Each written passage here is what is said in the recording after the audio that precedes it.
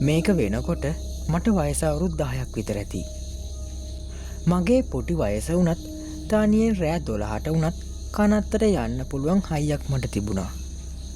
මගේ දඩබ්බර ගතිය අඩු කරන්නත් එක්ක අම්මලා අප්පච්චිලා ඒ දවස්වල මාව අපේ ලොකු අම්මලාගේ දිහා යවලා තිබ්බේ. එහෙ තිබ්බේ පුදුමාකාර පාළුවක්.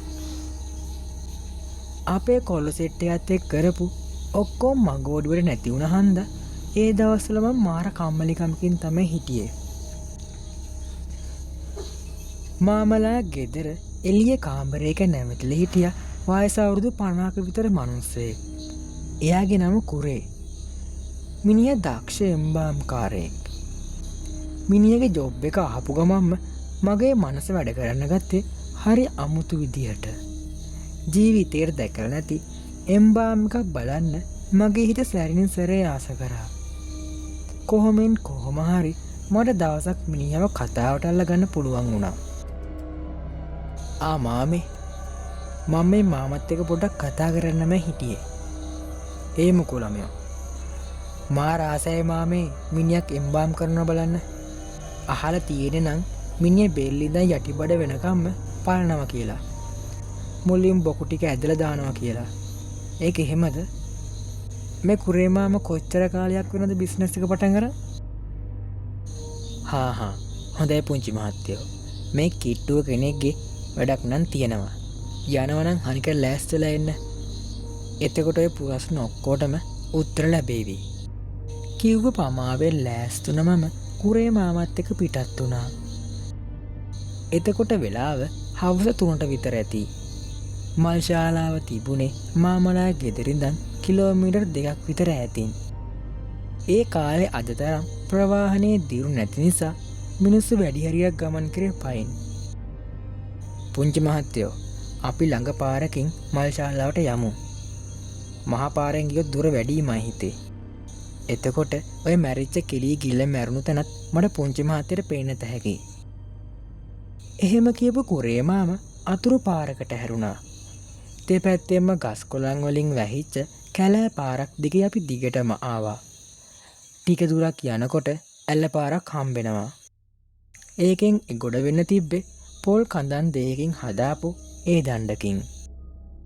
අපොයි මාමේ මේක අල්ලන් යන්න ලනු පොටක්වත් නෑනේ. ලිස්සල ගියොත් හෙට මයි එම්බාම් එකත් මාමටම කරන්න හැකි. පුංචි මහත්තයා කරකඩිච්ච කතා නොකිය මේ මම යන්නේ. පරිස්සමට මාව අල්ලන් එන්නකෝ. අර ඇත පෙන ගල් පොදි තමයි අර කෙලී මැරලා හිටියේ. එතන යට මඩ වගුරලු. නාන්නාවේ කීව සුළඟට අහුවෙලා මඩ වගුරු කිලුණ කියලා තමයි ගමේ කාලා කියන්නේ. හපොයි මඩ කාගෙන මැරලා හිටියේ. ඔහොම කතාවෙන් කතාව පැය කාලක් විතර යනකොට අපි මල් ශාලාවට ආවා. කුරේ මාමත් එක්ක මිනි කාමරේට රිංගපු මට ඒ තිබ්බ මල පෙරේත ගඳට එක පාරටම ආවේ ඔක්කාරයක්. මේ මොකෝ මහත්තර වැඩේ ආරම්භරත් කලින් ඔක්කාට වගේනේ. ඒ මැරලා හිටියේ වයස අවුරුදු 19ක විතර කෙල්ලෙක්. මුළු ශරීරයෙන් මඩවලින් නෑවිලා. ඒ ශරීරෙ දිමිලා පිපිරෙන්න ඔන්න මෙන්න. කුරේමා පොඩි පිහියක් අතට අරන් මඩ වෙලා පල් ගඳ ගහන මිනියේ ඇඳුම් ටික කපලා දැම්මා. ඒ ටික දාන්න මං උරයක් අල්ලන් හිටියේ නිකන් බලාගෙන ඉන්න බැරි කමට. ඊට පස්සේ බොඩි එහාට මෙහාට පෙරලා බලපු කුරේ මාම එක පාටම පැලුවේ මිනිහේ බඩ දිහාව. මං එක පාටම පස්සට පැන්නේ ඒක බලන්නේ තරම් අප්‍රසන්න වුණ නිසා. කිසිම අප්පිරියාවක් තිගැස්මක් නැතුව මිනී බඩබොකු එළියට ඇදලා දාලා ලොකු බාල්දියකට දාපු කුරේ මාම බෙහෙත් ගහපු රෙදි කෑලි ගොඩක් බඩ ඇතුළට පිරෙව්වා. කුණු ගඳේ සැරට ඔක්කාටත් එක්ක යන්නාව මගේ උදේ දවල් කෑම සේරම මං උගුරෙන් පාලට හිර කරන් හිටියේ බොහොම අමාරුවෙන්. මේ ගමන ඇවිල්ලා මං කරගත්තු මෝඩකමක් කියලා 10 වාරයක් හිතුණත් මගේ මනස එතන මට තව තවත් ඉන්න බල කළේ මේ වගේ දෙයක් ආපසු කිසිම දවසක දැක ගන්න වෙන්නේ නැති හින්දා. ලස්සන සුදු දිග් ගවුමක් තමයි මිනියට අන්දල් ලෑස්ති කරලා තිබ්බේ. ගවුම අන්දවන්න හදනකොට තමයි දැක්කේ කෙල්ලගේ බෙල්ල ඇද ගහලා කියලා. මේ බලන්නකො මහත්තයෝ මේකේ උජාරුවට හිටියට බෙල්ල ඇදගහරනවෑ. කුරේමා මේ කියපු හැටියට මටත් හිනා ගියා. ඕම් බලන මහත්තයෝ මං මේකව කෙලින් කරන හැටි. එහෙම කියපු කුරේමාම අත් දෙක එහෙම එකට අතුල්ලල කෙල්ලගේ මූුණ දෙපැත්තෙන් අල්ලල එක පාරම හරෝල ගත්තා. අමුතු සද්දෙකුත් එක්ක මිනිිය බෙල්ල හරි අගයට කෙලෙන් වුණා.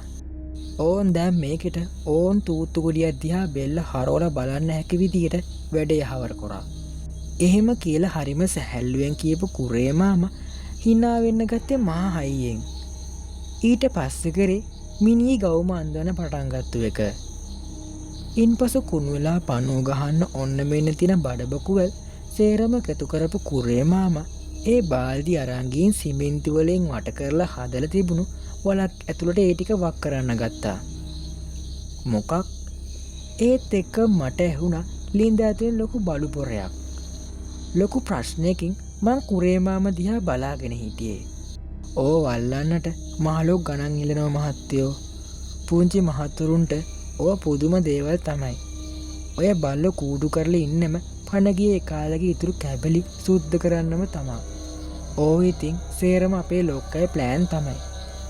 මට දැනුනමහා පිළිකුලක්. ඒත් එක්ක මට තද හිසේ අම්මක්කාවා.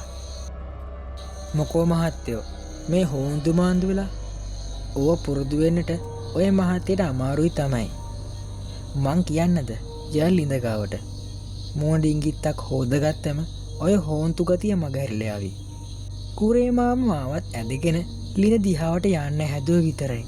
කවුදෝ මහා සත්තිට කතා කරා. මේ කුරේ අයියා තා විනාඩි 5කින් බොඩියක් එනවා. වැඩේ හදිස්සි. ඒකත් කරලම වැඩේ අහවල කරගමු නේද? ඒක හපු කුරේමාම මන් දිහා බැලුවේ මොකද කරන්න පුංචි මහත්තයෝගෙන බැල්මෙන්. කොයි වෙලාවෙද මෙතනින් තොලොංචි වෙන්න කියලා හිත හිතා හිටිය මට තා මොහොතක්වත් මෙතන ඉන්න බෑ කියලා හිතෙන්න ගත්තා. මාමා එහෙනම් වැඩි ඉවර කරලා එන්න මං යන්නම්. අපොයි ඒක නම් කරන්න දෙන්න බෑ මහත්තයෝ. දැන් බින්කරුවල වැටීගෙන එන වෙලාව. ලොකු මහත්තයෙකුනුයි මට දොස් අහන්න වෙන්නේ. ඩිංගිත්තක් කිමුකෝ ඈ. මං මගක් හරියට හරියනකම් මොන වුණත් මං හොල්මන් වලට කවමදාවත් බය වුණේ නෑ. ඒක නිසා කුරේමාමගේ පෙරැත්ත කිරීම ගානකර නොගෙන මං එළියට බැස්සා. එතකොට වෙලාව හැන්දෑ 6ට විතර ඇති. ඒ වුණාට හොඳටම කළුවරයි. ආස දිහා බලපු මම හිතුන වැස්සක්වත් අතළඟ මැති කියලා. ඒත් එක්කම මට හිතුන කුරේමාමත් එක්ක ආපු කෙටිපාරෙන් ගියානම් හොඳයි නේද කියලා. දෙපාරක් නොහිතා මම හැරුණ කැලෑ පාරට. අඩි 2-3 යන්න හම්බුනේ. පැත්තම දෙදරන්න හෙන ගහන්න ගත්තා. විදුලි කොටන වාර අනන්තයි. මගේ ඇස් නිලංකාර වෙලා ගියා. සාක්කුවේ තිබ්බ ටෝච් එකත් පත්තු කරමං අඩිපාර දිගේ ඉස්සරහට ගියා. ආපහු හැරිලා මල් ශාලාවට යන්න හිතුනත් එතන වාතාවරණය මීටත් වඩා අන්ත නිසා ඒ පැත්ත පලාතවත් බලන්න මට හිත දුන්නේ නෑ. මම හනිකට පයි ඉක්මන් කරා. දැනුනේ දවල් ආවට වඩා පාර දුරයි වගේ හැඟීමක්. රැයි සද්දේ කම් පිරලා තිබුණේ. හැම තැනම ඝන අඳුර විතරයි. සැරින් සැරේ ආකාශය දෙන විදුලි රේඛාවලින් පෙනිච්ච ගහකොළ විකාරූප මැව්වා. ඒ වෙලාවේ මහා මූසල ගතියකින් අවට පරිසරේ පිරීලා. හිතට දිරිය අරන් හොඳ හුස්මක් ගත්ත මම ආපහු අඩි ඉක්මන් කරා. පොඩි විසිල් පාරකුත් ගැහුවේ හිත සැහැල්ලු කරගන්න බලාගෙනයි. ඒත් එක්කම ඈතින් ඇලපේන ගත්තා. ඇලේ වතුර සද්දෙත් හරියට කන ගාව තිබ්බ වගේ. හප්පේ ඇති අන්දම්. ඕකෙන් එගොඩ ගියාන මට ඇති. මං ඉක්මනට ඇල පැත්තට දිව්වා. එතකොට මට දැනුණා කවුදෝ පිටිපස්සෙන් දුවගෙන එනවා වගේ සද්දයක්. හිමීට නැවතුණු මම බැලුවේ පිටිපස්ස. කවුරුත් නෑ. මම ආයෙත් ඉස්සරහට ගියා. මට ඇහෙන්න ගත්තේ අමුතු සද්දයක්. ඔව් ඒක එක දිගටම ඇහෙනවා. පොඩි හුරුපුරුදු සද්දයක් වගේ දැනුනේ. එක පාඩම් මට මතක් වුණේ කුරේ මාමර කෙල්ලගේ බෙල්ල කඩපු සද්දේ මාව හිරිවැටල ගියා. පට්ට සීදලක් තිබ්බත් කොඳු නාරටිය දිගේ දාඩිය බේරෙන ගත්තා. කොහොමෙන් කොහොමාරි මට ඇල දිහාවට යන්න පුළුවන් වුණා. ඒ දණ්ඩට කකුල තියෙනවත් එක්කම සීතල අතකින් මගේ බෙල්ලගාව හීනියට ඇංගිලි 2-3 ගෑවෙන්න ගත්තම මගේ ගුර කට වේරිලා කටේ කෙල හිඳලා යන්න වගේ ගත්තේ. මං හැරුණේ විදුලි වේගයෙන්. දැකපු දෙයින් මං දන්න දෙයියෝ සිහි වෙන්නේ නැති. කෑ ගැහුවත් සද්ද පිට වුණේ නෑ. මං ඉස්සරහා හිටියේ වතුර ගෙල්ල මැරුණ අර කෙල්ල. ඒකි හිටියේ මට පිටුපාලා. ඒත් බෙල්ල පැත්ත ඇඹරිලා. මන් දිහා බලාගෙන හිටියේ. මූණ ඉදිමිලා. ඇස් ඉලිප්පිර තිබුණේ. ඒකි මට ලං වෙනවා දැන්. ඒ පියවරක් පාසා ඒකේ බෙල්ල 4 අතේ වරෙන ගත්තේ විකාර විදියට. දෙයයන්ටම ඔප්පු වෙච්චාවේ. මල පෙරේත ගඳක් මගේ නහය පසාරු කරගෙන යනවත් එක්කම දැන් මයි පපුවෙන් එන සද්දෙ මට මැහෙනවා. පස්සෙන් පස්සට ගිහින් මං ඒ දණ්ඩේ කකුල තිබ්බා. ඔහොම ඉන්න ඔය මිනිස්සයෝ සැරයක් මේ ඔහෙට හැකිනම් මේ බෙරඩින් කිත්තක් හරි ගස්ලා තියහන්කෝ. ඒකිගේ ඇද වෙච්ච කට දිහාවෙන් එන ඒ හීන් කිරිකිරි සද්දෙත් එක්ක එහෙම කියලා ඒකි මගේ දිහා බලාගෙන කියන්න ගත්තා.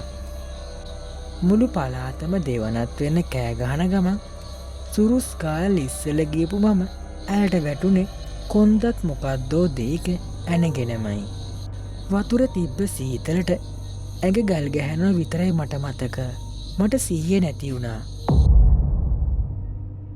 මට සිහියනකොට මම ගාව කීප දෙනෙක් හිටියා. මම හිටියේ ගෙදර මගේ කාමරේ. කුරේ මාමත් මං ගාව. හප්පේ මහත්තයෝ මක්කටයි කැලෑපාරෙන් ගියේ. තනියම ආවට මගේ හිතට හරි නැති හින්දයි මං බලන්න ආවේ. හැමදැනම බල්ලා නැති තැන තමයි කැලෑපාරට ආවේ. බැලින්නම් මහත්තයා මෙන්න ඇලයින වැටලින්නවා. මට පුදුමයි මහත්තයෝ මේ කළුවරේ කොහොම ඒ දණ්ඩ පහු කරාද කියන එක. නිකමට හරි පය ලිස්සුවනම්. ඒ කතාව අහලා මටත් හරි පුදුම හිතුණා. මොකද කොච්චර බය වෙලා හිටියත් මාව ඇයට වැටිච්ච මොහොත වෙනකන් වෙච්ච හැම සිදුවීමක්ම එකක් නෑර මතකයි. ඒත් මා ගොඩට ගත්තේ මොකාද? පාලමෙන් එගොඩ තිබ්බේ කවුද? ඒ කිසිම දෙයක් මම දන්නේ නෑ. එතකොට අර අමනුස්ස කෙල්ල බෙල්ල කැඩිච්ච එකි ඒකිට මොකද වුනේ? සමහර විට ඒ කෙල්ලට ඕන වෙන්නේ නැත්තේ තමන්ට වෙච්ච මේ අපරාධي තවත් කෙනෙක්ට වෙන එක නතර කරන්න වෙන්නේ නැති. ඉතින් මේ වෙච්ච වින්නයියෙන් පස්සේ තමයි හොල්මන් කියන්නේ සෙලවෙන මනස කියලා සිද්ධාන්තයෙන් විශ්වාස කරපු මම ඒක එහෙම නොවන බවත් විශ්වාස කරන්න පටන් ගත්තේ. ඔව් ඇත්තමයි. තාමත් ඒ සද්දේ මගේ හිතාස දෝංකාර දෙනවා.